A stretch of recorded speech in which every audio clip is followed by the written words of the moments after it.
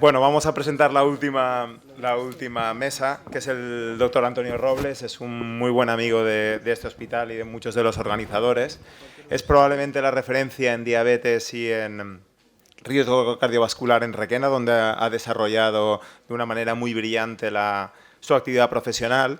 Y después, si tenéis curiosidad, como hice yo ayer, pues decid, ¿cómo es que se os ha ocurrido poner un paciente EPOC en Requena? Pues cruzad en el PubMed EPOC y Requena y sabréis la cantidad y los decenas de artículos que hay, porque casi todas las guías clínicas en los ensayos que se basan, pues hay pacientes de Requena incluidos. Y con respecto al cuento, la verdad es que Los tres cerditos es una fábula del siglo XIX y a mí me ha resultado curiosa porque son tres hermanos que genéticamente podrían decir que son tres gemelos y sin embargo su estilo de vida los hace absolutamente, totalmente diferentes, ¿no? Y sin más dejo a nuestro amigo el doctor Robles que haga su presentación.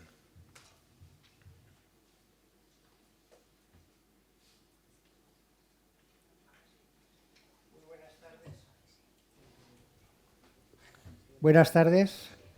Muchas gracias a todos los asistentes, sobre todo a los más...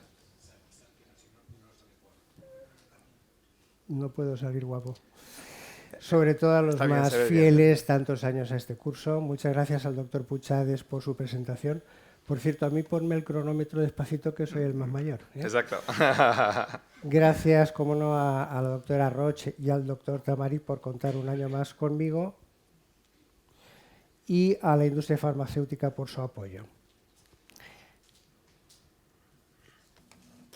Vale, el cuento de los tres cerditos es una candorosa historia que se atribuye a un erudito británico, James Helliwell, por cierto, el mismo apellido que el saxofonista de Supertramp, que fue muy célebre para muchos de mi generación, y que allá por mitad del siglo XIX escribió un cuento infantil con una idea didáctica y moralizante para transmitir valores positivos a los niños. A mí me han encargado la versión medicalizada de este cuento y la verdad es que me ha salido un poco dramática porque resulta que son más de 3 los cerditos y además son muy asesinos y malévolos y son capaces de dejar al mismísimo lobo como una auténtica hermanita de los pobres. De todas formas, también vamos a intentar transmitir algún valor positivo para, en este caso, el clínico en su práctica diaria. Porque, como digo, el elenco de personajes en este cuento superan los tres cerditos y son, en este caso, los que vienen a representar el papel de las enfermedades pulmonares crónicas que de un modo u otro son capaces de vincularse con la aparición de trastornos relacionados con la enfermedad vascular arteriosclerosa. Y serían el cerdito esputador bronquiectasias, el cerdito tosedor EPOC, el cerdito fatigado enfermedad pulmonar intersticial, el cerdito somnoliento apnea del sueño y el cerdito silbador asmático. Porque estas enfermedades, a modo de botón de muestra, perdonadme, es que las pastillas del acné juvenil me secan la boca mucho.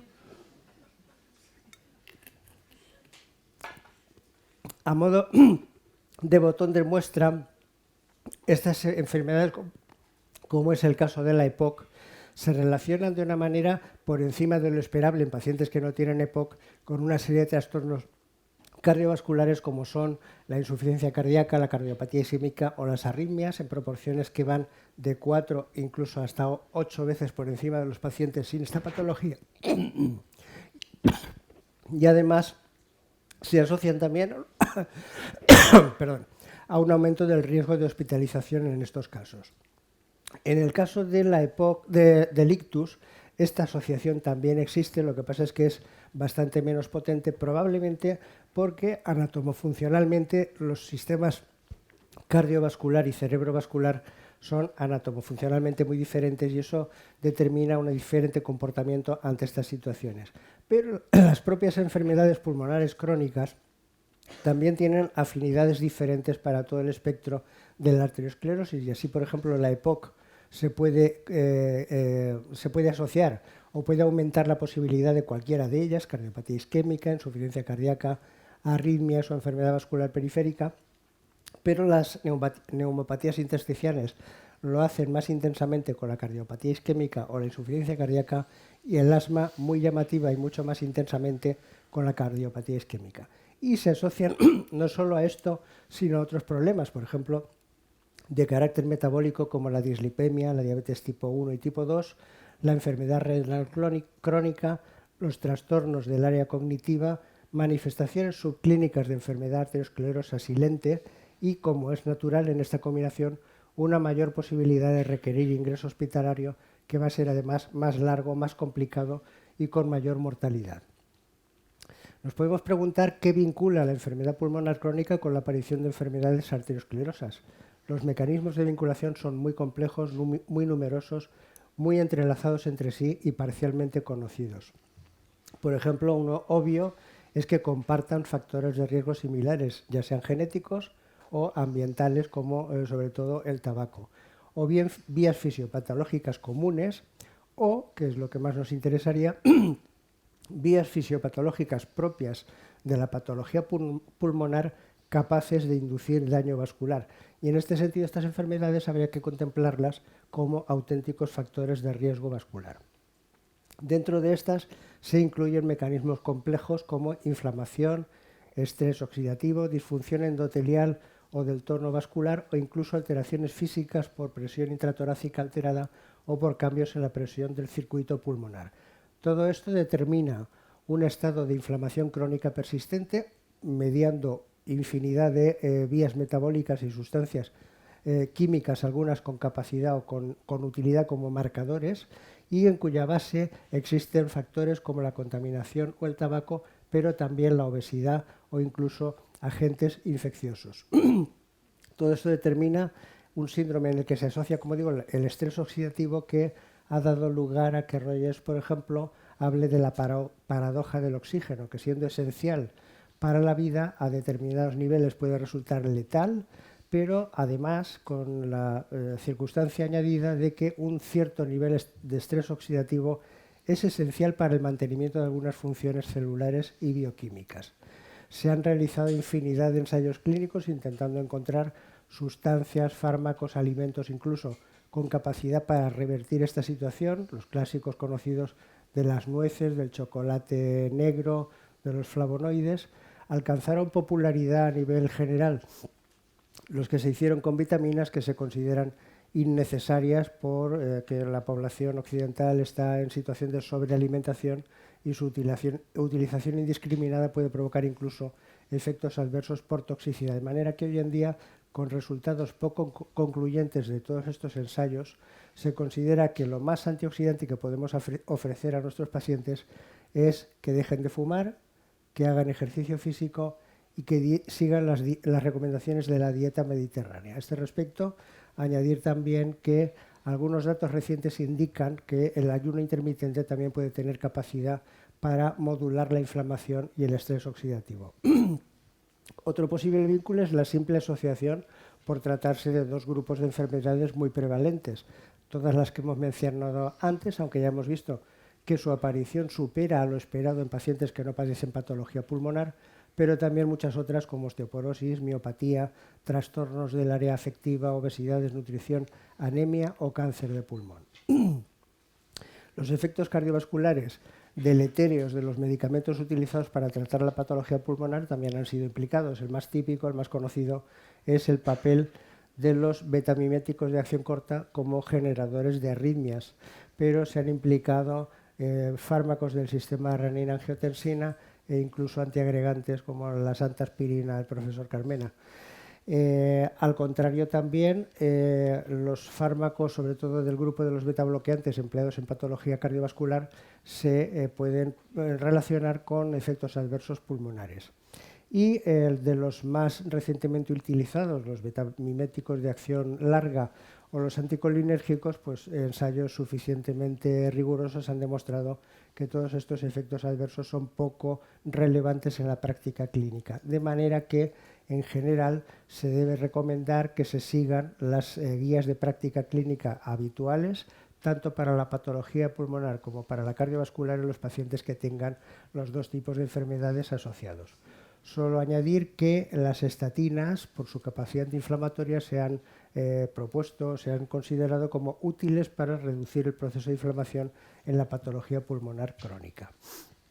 También, por supuesto, los conocidos efectos cardiovasculares deleterios de los corticoides, que son favorecedores de la aparición de diabetes, de obesidad o de hipertensión, y que también añaden una carga importante en estos pacientes, porque muchos pacientes con patología pulmonar crónica los requieren de forma prolongada.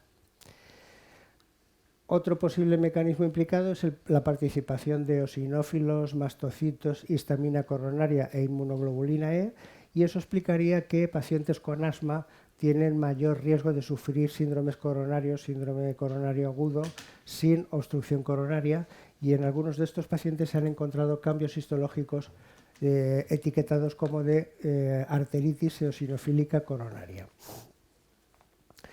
La hipoxia crónica, pero sobre todo la intermitente asociada a la apnea del sueño, también conlleva una serie de alteraciones, tanto mecánicas, físicas, de la biomecánica pulmonar, en la hemodinámica cardíaca y en el circuito pulmonar, como también de carácter, como también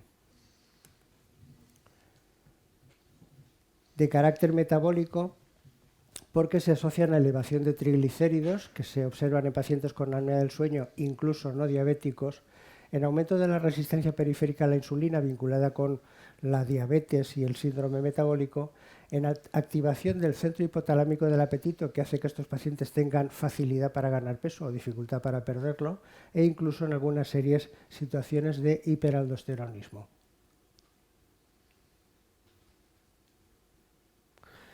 Y finalmente, la activación del sistema nervioso simpático y la promoción de estados protrombóticos a través de disfunción endotelial, disfunción plaquetar, trastornos de la cascada de la coagulación y de la fibrinólisis también son mecanismos que pueden relacionar patología pulmonar crónica y arteriosclerosis. Dos breves anotaciones de algunas de las enfermedades más importantes. La EPOC, una de las más prevalentes. Tanto es así que en mayores de 75 años puede llegar a afectar al prácticamente el 20% de la población y que supone una carga de mortalidad muy fuerte. Esto cada vez va como quiere, ¿eh? 5 minutos, Antonio. Me sobran 4. ¿No? Pero a ver. Esto no va, ¿eh? No, lo cambio por aquí, da igual. Sí, lo cambio por aquí. Vale, una enfermedad muy importante porque supone una enorme carga en gasto sanitario, y cuando se asocia con enfermedad cardiovascular, pues el consumo, sobre todo en atención primaria, es enorme, pero que adolece de algunos problemas importantes. Por ejemplo, el infradiagnóstico en estos pacientes con patología combinada, tanto de la cardiovascular como de la pulmonar. También infratratamiento, muchas veces motivado por esos recelos poco consistentes en efectos adversos de los medicamentos utilizados, y los derivados de la polifarmacia, que llegan a presentar hasta el 15% de los pacientes con consumos superiores a 10 fármacos diarios en alguna serie británica. Lógicamente, cuando el paciente pertenece a una categoría de mayor gravedad de la EPOC o tiene más edad, la posibilidad de aparición de comorbilidades es mayor, y no podemos olvidar que una tercera parte de los pacientes EPOC fallecen por causa cardiovascular. Me tienes que descontar el tiempo porque esto tampoco va, ¿eh? Ahora. Vale, dentro de este grupo, que ya digo que se dispara la mortalidad cardiovascular independientemente del tabaco, deberíamos incidir especialmente en un paciente diana especial, que es el de fenotipo agudizador joven, que es el paciente que atesora la mayor cantidad de lesiones subclínicas y también de manifestaciones clínicas de arteriosclerosis. Y en estos pacientes, sin recurrir a marcadores de inflamación complicados de laboratorio, simplemente con lo disponible en la clínica, la PCR, el fibrinógeno y los leucocitos, se seleccionan los pacientes con peor comportamiento pronóstico. En la apnea del sueño, aparte de los mecanismos de hipoxia intermitente que hemos comentado y la fragmentación del sueño, también hay que tener en cuenta que más de la mitad de ellos padecen una hipertensión y muchos sufren graves problemas para controlar el peso o tienen claramente directa posibilidad de ganarlo, porque esta hipoxia intermitente, aparte de los trastornos mecánicos, induce muchas otras cosas: activación simpática, disfunción de célula beta, del metabolismo muscular de la glucosa, del adipocito, del hepatocito e incluso de la estimulación de grelina a nivel gástrico, que es una hormona promotora de obesidad, lo cual hace que en estos pacientes el síndrome coronario agudo sea una preocupación de primera línea, además con un comportamiento más agresivo, con más reestenosis y con mayores tasas de mortalidad. Y esto dispara estas tasas de eventos cardiovasculares hasta 3 veces por encima de lo normal, con la noticia favorable de que el tratamiento con la CPAP es capaz de revertir todos estos riesgos de la apnea del sueño. En el caso del asma, el paciente diana, el paciente objetivo desde el punto de vista de riesgo vascular, sería el asma de inicio tardío, sobre todo en mujeres que son las que tienen mayor propensión a sufrir cardiopatía isquémica con peor pronóstico y relacionada con esos síndromes coronarios no obstructivos que comentábamos, y en las que el nivel de inmunoglobulina E tiene valor de marcador pronóstico. Y esta situación también es capaz de ser revertida mediante el uso de los corticoides inhalados. Brevísimamente, porque lo tenéis en el material que se os entregará, unas conclusiones prácticas para terminar. Aunque este no es el cuento del hombre del saco, sería aconsejable meter en el mismo saco estas enfermedades pulmonares crónicas y las enfermedades del espectro de la arteriosclerosis con que se relacionan con esa diferencia de comportamiento del territorio cardiovascular y del cerebro vascular. En los pacientes con patología pulmonar crónica, el enfoque de factores de riesgo debe ser más agresivo. Cuidado con las pérdidas de peso, con el adelgazamiento de los pacientes pulmonares, especialmente de la EPOC, porque se asocian a malnutrición, a sarcopenia, y esto dispara la mortalidad. Las reagudizaciones de EPOC, desde el punto de vista práctico, pueden elevar discretamente troponina y BNP, a tener en cuenta en las valoraciones. Como ya he dicho, las recomendaciones pasan por hacer el tratamiento óptimo para estos pacientes siguiendo las guías al uso para patología pulmonar y cardiovascular, teniendo en cuenta que la toxicidad cardiovascular de los fármacos, sobre todo de acción prolongada, prácticamente está descartada, que la relación entre enfermedad pulmonar, EPOC, enfermedad pulmonar y arteriosclerosis, es independiente de la presencia de otros factores de riesgo cardiovascular clásicos, que su coexistencia, ya lo hemos visto, agrava el comportamiento, la necesidad de hospitalización y el comportamiento de estas hospitalizaciones, que en los pacientes con apnea del sueño deberíamos hacer una búsqueda activa de cardiopatía isquémica, porque estos pacientes son especialmente el que combina apnea del sueño con síndrome metabólico, hasta el 85% en algunas series, son una auténtica bomba de relojería. Y un diagnóstico precoz y un abordaje adecuado de los factores de riesgo puede revertir esta situación y es una óptima estrategia de control del riesgo cardiovascular. No tenemos buenas herramientas para medir el estrés oxidativo y fármacos tampoco para tratarlo, y en las bronquiectasias, que sería el paradigma de enfermedad pulmonar inflamatoria, pues los antibióticos probablemente no son capaces de reducir su impacto cardiovascular. Y me vais a permitir que muestre mi reconocimiento a mis fuentes bibliográficas para poder elaborar este cuento, que me han ayudado mucho. En primer lugar, a mi nieta Valentina, que me dijo: abue, eso de que el lobo se mete por la chimenea no cuela. A mi nieto Martín le pedí que me contara el cuento de los 3 cerditos y me dijo: abue, cuéntatelo tú, que ya eres mayor. Y es verdad, soy mayor, pero me han intentado colar muchos cuentos en esta vida, también es cierto. Y finalmente mi nieto Lucas, que aún no me dice nada, pero que espero dentro de poco poder contarle el cuento de los 3 cerditos en versión original, eso sí, ¿eh? Y a vosotros por haberme permitido colocaros este cuento. Muchas gracias.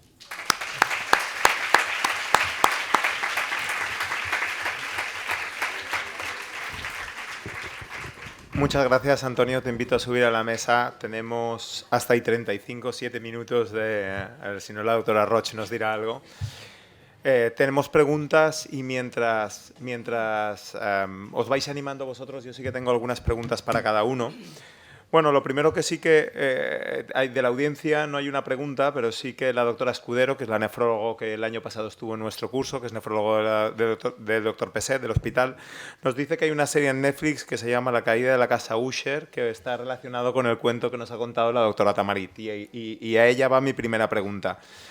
Es verdad, Esther, que si miras un poco todo lo que es la patología que nos aborda, pues los lípidos estamos en un momento dulce, sobre la diabetes van a aparecer muchas moléculas, la insuficiencia cardíaca ha mejorado muchísimo lo que es el pronóstico y los pacientes, sin embargo, en hipertensión, yo recuerdo el último fármaco que fue el Isquiren, ¿no? Que ya hace mucho tiempo que no tenemos nada nuevo, pero a mí dices, ¿qué novedad tienes? Pues es cierto que tú recibes los pacientes más complejos y probablemente tienes mucha experiencia en una familia que yo creo que les puede ayudar a nosotros como internistas y también a muchos médicos de cabecera, que son los quelantes del potasio, que sin ser fármacos para la hipertensión nos han ayudado muchísimo a poder manejar las hipertensiones difíciles.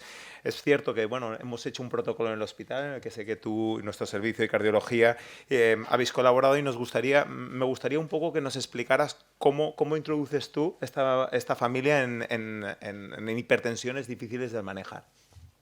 Estoy hablando de la utilización de los quelantes, los dos quelantes del potasio que solo pueden... Sí, los quelantes del potasio un poco para cuando tenemos hiperpotasemias y anteriormente lo único que podíamos hacer, sé que los nefrólogos utilizabais otro tipo de quelantes del potasio mucho más difíciles de manejar y actualmente yo creo que tenemos otras opciones. Sí. ¿No? Bueno, actualmente lo utilizamos muchísimo. Nos sirven inicialmente, bueno, de hecho ahora incluso lo estamos metidos en un ensayo clínico con uno de los quelantes para que ya está comercializado, para ver si podemos manejar pacientes con enfermedad renal, mejorar la proteinuria con aumento de la dosis de un IECA o un ARA2, intentar mejorar la proteinuria sin enlentecer la progresión de la enfermedad renal y no producir hiperpotasemia, ¿vale?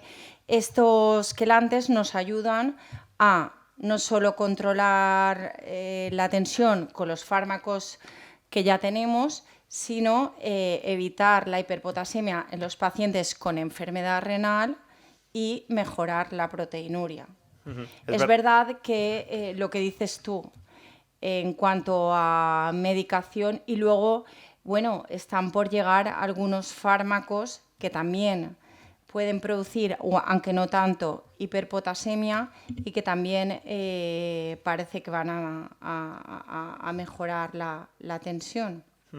Es cierto que antes cuando teníamos pues, un paciente de difícil control y veíamos que el potasio se elevaba, realmente las opciones terapéuticas que se nos quedaban muy cortas, ¿no? Muy y actualmente cortas. Yo creo que eso ha cambiado. O te daba miedo introducir un fármaco porque podías producir no solo hiperpotasemia, sino empeorar la función renal.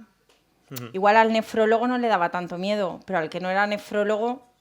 Sí, ¿no? y bueno, en las combinaciones anteriormente, los fármacos más antiguos, el Resin-Calcio, la verdad es que los pacientes pues no lo toleraban nada bien. Sí, Yo creo estos que... fármacos hoy en día se toleran algo mejor. Digo algo porque no todo el mundo los tolera bien, porque también pues, son fármacos que suelen producir muchos estreñimiento y son fácilmente manejables por una son atención fácilmente primaria. manejables y he de decir que nosotros muchas veces los utilizamos, tienen una acción más rápida en el manejo de la hiperpotasemia que el Resin-Calcio, por ejemplo.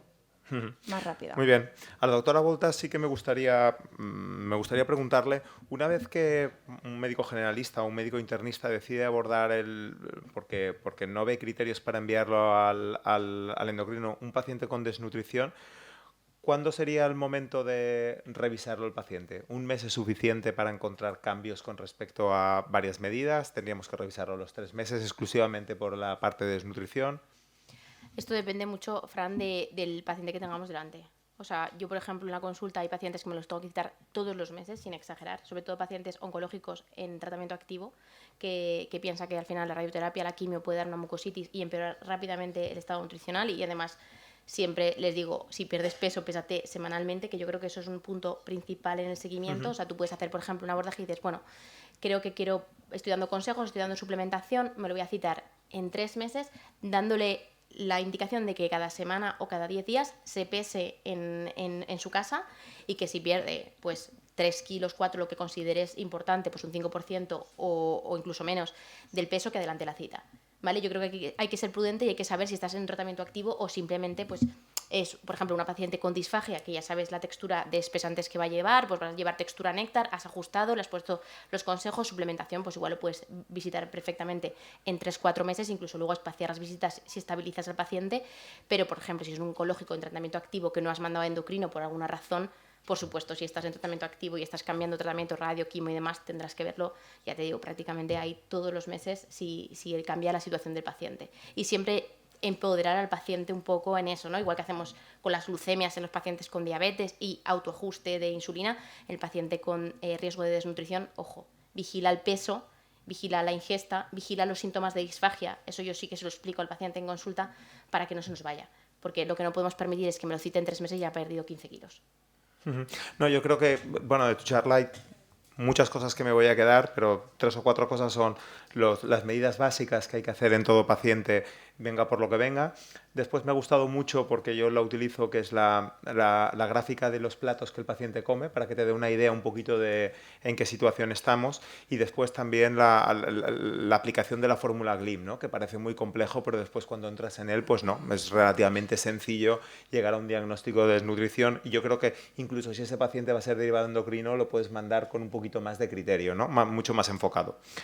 Y después a mí me gustaría bueno, preguntarle a Antonio Robles, que siempre aprendo mucho en las charlas con él. Es cierto que casi tu paciente engloba todo lo que es el curso, ¿no? Es decir, has hablado de nutrición, has hablado de hipertensión, has hablado de cardiopatía isquémica, has hablado de dislipemia, de muchísima cosa. Es cierto que cuando vemos a ese paciente y vemos toda esa patología, quizá hemos llegado tarde, ¿no? Habría que haber incidido. No sé si tienes tu experiencia personal en lo que es, que no era el motivo de la charla, pero voy a abusar un poco de tu confianza, en lo que son los nuevos fármacos para el tabaquismo, como es el Todacitán. Experiencia personal no tengo, porque no ha habido manera de salvar la barrera de la prescripción. No hay forma de conseguir que el Todacitán te lo aprueben y lo puedas indicar a un paciente con el visado de inspección, con los códigos de CIA del CIE-10 que hay que utilizar. No he conseguido recetar ninguno. Sí que los tenemos en uso en el hospital, porque el neumólogo sí que lo puede hacer y los usa, y la experiencia es bastante positiva. De todas formas, el problema de la utilización de ese tipo de fármacos es la selección del paciente. Un paciente adecuado para tratar con un fármaco deshabituador de este tipo, probablemente con un poquito de esfuerzo lo conseguiría, porque es esencial que el paciente tenga intención de hacerlo y ponga un esfuerzo activo. El consumo, aparte de que el precio sea disuasorio, el consumo para a ver si dejo de fumar suele fracasar, y los pacientes que lo necesitan y lo aprovechan y consiguen un resultado positivo, generalmente casi lo podían haber conseguido por su propia iniciativa. Pero la experiencia, por lo que tenemos en el servicio, es buena. Vale, no sé si hay alguna pregunta en la audiencia, y si no hay ninguna pregunta en la audiencia, solo me gustaría resaltar de tu ponencia la seguridad de los fármacos beta miméticos de acción larga en el paciente cardiópata y la seguridad de los beta bloqueantes en el paciente POC. A ningún paciente se le puede negar fármacos que han demostrado el aumento de supervivencia, porque pensemos que de una manera antigua pues esos fármacos podían tener algún problema. Son todos seguros y, tal y como tú has dicho, hay que cumplir las guías. Así que nosotros también tenemos que cumplir los minutos, y muchas gracias a todos y espero veros el año que viene.